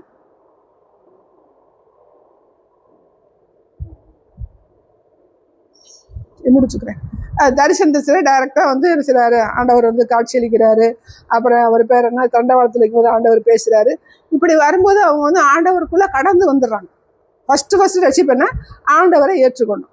ஆனால் டோட்டல் கரப்ஷன் நம்மகிட்ட இருக்கணும். அந்த நான் செய்த பாவங்கள் எல்லாமே என்னுடைய சரீரத்தில் இருக்கும்போது கிருபையான செய்கிறாரு ஆண்டவர், நம்ம தேடி வந்து நான் உன்னை ஏற்றுக்கொண்டேன் அப்படின்னு சொல்றாரு. அப்போ இந்த பாவத்தின் கிரியையுள்ள அந்த பிசாசுல நான் வெளியில அனுப்பணும்னா தேவனுடைய சமூகத்துக்கு வந்தாதான் என்ன செய்ய முடியும், வெளியில போகும். அப்போ அப்படி போகணும் அப்படின்னா நான் என்ன செய்யல, டெய்லி ஆண்டவர் நான் கன்ஃபஸ் பண்றேன், ஆண்டவரே நான் இந்த பாவம் பண்ணேன், அந்த பாவம். கர்த்தரை ஞாபகப்படுத்தல் தேவை. பாவங்களை பார்க்க மாட்டாத சுத்த கண்ணன் நம்முடைய பாவங்களை முதுகுக்கு பின்னால போடுறவர். ஆனா என்ன செய்யறாரு, அவருடைய சமூகத்துல வந்து என்ன செய்யறாரு, வந்து அறிக்கையிட சொல்றாரு. அறிக்கையின் போது ஆண்டவர் இந்த நான் போய் சொல்லிட்டேன், நான் இந்த தப்பு பண்ணிட்டேன், நான் வேசித்தனம் பண்ணிட்டேன், உபச்சாரம் பண்ணிட்டேன், திருடிட்டேன், அடிச்சுட்டேன், கொலை பண்ணிட்டேன், எல்லா பாவங்கள் பண்ணிக்கிறதுனா இந்த எல்லா பாவங்களும் பிசாசினுடைய கிரியைகள்ங்கிறது அவருக்கு தெரியும். ஆனா நமக்கு தெரியாது, ஆரம்பத்துல தெரியாது, இப்ப நமக்கு தெரியறதுக்கு வாய்ப்பு இருக்கு. அப்ப எல்லா நேரமும் சொல்லி அறிக்கையிட சொல்றாரு. அறிக்கையிட்டு அப்புறம் சர்ச்சுக்கு போறோம், அப்புறம் பைபிளை வாசிக்கிறோம், சில காரியங்கள் நம்ம கேட்கிறோம், வாசிக்கிறோம், சாட்சி பார்க்கிறோம். இந்த காரியங்கள்லாம் பார்க்கும்போது இதை நம்ம ஒப்பு கொடுக்கும் போது அந்த அந்த அந்த பாவ கிரியான அந்த பிசாசு நம்ம விட்டு செய்து வெளியே போக ஆரம்பிக்கும். வெளியே போக நம்ம சொன்னா ஆண்டவருக்குள்ள அடுத்தடுத்த காரியங்கள் வந்து பரிசுத்தமான ஒரு பரிசுத்த சிந்தை உள்ள மனுஷனா வர்றோம். அப்ப இங்க என்ன சொல்ல வர்றாரு, இந்த பலிபீடத்தை இப்போ நம்ம வந்து அந்த ஆசரிப்பு கூடாரத்தோட சிஸ்டம் என்னது, ஏதோ ஒரு நாள் வந்து ஆட்டையோ மாட்டையோ பலியிடுறது, எல்லா நாளுமே என்ன செய்யுது, பலியிடப்படுகிறது. அப்போ நம்ம எல்லாம் பாவ தொடர்ந்து அறிக்கைட்டுக்கிட்டே இருக்கோமா, அப்போ அங்கே எல்லா நாளும் என்ன செய்யணும், பலியிட்டு கொண்டே இருக்கணும். எல்லா நாளுமே அக்கினி சுட்டு இருக்கணும். பாவத்தின் செய்யணும், என்ன செய்யணும், பரிசுத்தாவியான வந்து என்ன செய்யணும், அந்த பாவத்தின் கிரிகளை பிசாசின் கிரிகளை அழிக்கணும். அப்போ எல்லா நாளும் என்ன செய்யணும், அந்த அக்கினி எரிந்து கொண்டே இருந்துக்கணும். அடுத்து வந்து தூப கலசத்தில் என்ன செய்யறாங்க, அந்த தூப வர்க்கத்தை இடுறாங்க. அந்த தூப கலசம் அந்த வாசனையான புகையானது செய்து எல்லா நாளுமே அந்த இதை சுற்றி இருக்குது. எதை சுற்றி இருக்குது, அந்த பரிசுத்த ஆசரிப்பு கூடாரத்தை சுற்றி இருக்குது. அப்போ நம்ம எப்போவுமே ஜெபம் பண்ணி கொண்டு இருக்கும்போது ஆண்டவருடைய ஆளுகை நம்ம சுற்றி இருக்கும். அவர் வந்துடுறார். நம்ம படிச்சோம்லையா, நம்ம பார்த்தோம்லையா, நான் கூப்பிடும்போது அவர் என்ன செய்றாரு, நீ பரலோகத்துக்கு ஏறிவான்கிற சத்தத்தை கேட்டும் போது ஒரு தரிசனத்துல ஒரு காலகட்டத்துல ஏதோ ஒரு விஷயத்துக்கு பரலோகத்துக்கு ஏறிவான்னு சொல்லுவார். எல்லா நாளுமே ஏறிவான்னு சொல்லுவோம். ஆண்டவரை நம்ம கூப்பிடும்போது செய்றாரு, அவர் நம்மை தேடி வருகிற தேவனா இருக்கிறார். அப்ப இந்த பரிசுத்த அந்த ஆசரிப்பு கூடாரத்துல இந்த தூப கலசமானது அந்த தூப வர்க்கத்தை இடும்போது அந்த தூப வர்க்கம் எல்லா இடத்துல அந்த புகையானது என்ன செய்யுது, புகை மண்டி கிடக்குது. அப்ப எல்லா நாளுமே என்ன இருந்திருக்கும், அந்த தூப வர்க்கத்தை போட்டுட்டே இருந்திருப்பாங்க. ஏதோ ஒரு நாள் போறாரு, யார் போறா, ஆரோன் போறாரு. ஆரோன் போகும்போது தூப கலசத்தை எடுத்து கொண்டு போனாலும் அதுல 2 விதமான கருத்துகள் இருக்குது. உள்ளே எப்பவுமே ஆண்டவர் வந்து தூப கலசத்தை வந்து என்ன செய்றாரு, அந்த மகாபரிசுத்த ஸ்தலத்துக்குள்ள வந்து ஒரு இடத்துல தூப கலசம் இருக்குன்னு போட்டிருப்போம் எபிரேயர்ல. ஒரு இடத்துல வந்து அது வந்து பரிசுத்த ஸ்தலத்துல இருக்கிற மாதிரி இருக்கு. ஆனா நம்மளுடைய இந்த இப்ப இருக்கிற சூழ்நிலையை பார்க்கும்போது நம்ம எங்க வரைக்கும் போகலாம்? மகா பரிசுத்த ஸ்தலத்து வரைக்கும் போகலாம். அப்ப மகா பரிசுத்த ஸ்தலத்துல எப்பவுமே ஆசரிப்பு கூடாரம் ஃபுல்லாவே இங்க வந்து அக்கினியானது என்ன செய்யும்? பலியிட்டு கொண்டே இருப்பாங்க. ரத்தமானது என்ன செய்யும்? பாய்ந்து கொண்டே இருக்கும். அதாவது இது எப்படி நம்ம ஒப்பிட்டு பார்க்கிறோம் அப்படிங்கும்போது, இயேசு கிறிஸ்துவின் ரத்தம் இன்னைக்கு எப்படிப்பட்டது? ஜீவனுள்ளா இருக்குது. பாவிகளை பரிசுத்தமாக்குகிறதுக்கு பாய்ந்து கொண்டே இருக்குது. ஆணி பாய்ந்து சிலுவையில அறையப்பட்ட அந்த சிந்தப்பட்ட ரத்தம் இன்னைக்கு உயிரில் தான் இருக்குது. எல்லாரையும் என்ன செய்யுது? அவர்களை வந்து பாவத்திலிருந்து விடுவிக்கிற ஒரு ரத்தமா இருக்குது. இன்னைக்கு அது பாய்ந்து கொண்டே இருக்குது. அப்ப அன்னைக்கு ஆசரிப்பு கூடாரத்துல அந்த ரத்தம் என்ன செஞ்சிருக்கோம்? பலியிடப்பட்ட ரத்தம் எல்லா இடத்துலயும் ஆசரிப்பு கூட ஃபுல்லா எப்படிப்பட்டதா இருந்திருக்கு? ரத்தமாகத்தான் இருந்தது. அந்த ரத்தத்தின் மத்தியில தான் என்ன செஞ்சிருப்பாங்க? எல்லாரும் ஊழியம் பண்ணியிருப்பாங்க. ஏன்னா ரத்தத்தின் மத்தியில தான் நாம இருக்கிறோம். அந்த ரத்த ஜீவன ரத்தம் இல்லைன்னா நாம இன்னைக்கு செத்தவங்க. அங்கே போற வரைக்கும் ஆண்டவரிடத்தை கூட நம்ம புதுப்பித்து கொண்டே இருக்கணும். அப்ப அன்னைக்குள்ள ஆசரிப்பு கூடாரத்துல என்னைக்கோ ஒரு நாளைக்கு ஆட்டை வெட்டி ரத்தத்தை பலி கொடுத்தாங்க. அதோட சரின்னு சொல்லல. அந்த ரத்தமான ஆசரிப்பு கூடாரம் ஃபுல்லா எப்படிப்பட்டதா இருக்கும்? ரத்தமாக இருந்திருக்க வேண்டும். இவன் ஆரோன் உள்ள போய் மகாபரிசுத்த சொல்லும் போது 7 தடவை செய்யற ரத்தத்தை வந்து தெளிக்கிறேன். 7 தடவை மட்டும்தான் தெளிக்கிறேன், வருஷத்துக்கு ஒரு தடவை. ஆனா அந்த ஆசரிப்பு கூடாரத்தை சுத்தி எப்படிப்பட்டவங்க அந்த ரத்தத்தை மிதிச்சுதான் எல்லாம் செஞ்சிருப்பாங்க. என்ன பண்ணிருப்பாங்க? பார்த்துருப்பாங்க. ஏன்னா அந்த அந்த பலியிட்ட ரத்தம் வந்து அதை மிதிச்சு பலியிடுறது இருக்குது.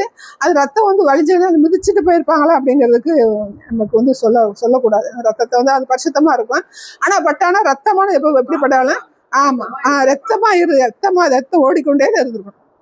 ரத்தப்பட்டு அந்த பலியின் சேர்ந்து அந்த ரத்தமானது ஓடிக்கொண்டே இருக்கணும். அக்கினி வந்து எரிஞ்சுக்கிட்டே அந்த புகையான தூபவர்க்கத்து புகையான சுற்றி இருந்திருக்க இருக்கும். அப்ப அந்த ஆசரிப்பு கூடாரமானது தேவனுடைய பரலோகத்துக்கு ஒப்புமையா சொல்லப்பட்டது அப்படின்னு பார்க்கும்போது தேவலோகத்தில் இருக்கு. நம்ம ஸ்தோத்திரம் படிச்சா அங்கே எல்லாரும் ஆண்டவரை துதிக்கிறாங்க, ஸ்தோத்தரிக்கிறாங்க, வணங்குறாங்க, போற்றி பாடிக்கொண்டே இருக்கிறாங்க. அதோட வடிவமைப்பு தான் ஆசரிப்பு கூடாரம் அப்படின்னு சொல்ல வராங்க. அப்ப இங்க இப்ப நம்ம பார்க்கும்போது எப்படிப்பட்டதா இருக்கும்போது அடையாளப்படுத்து பரலோகம்.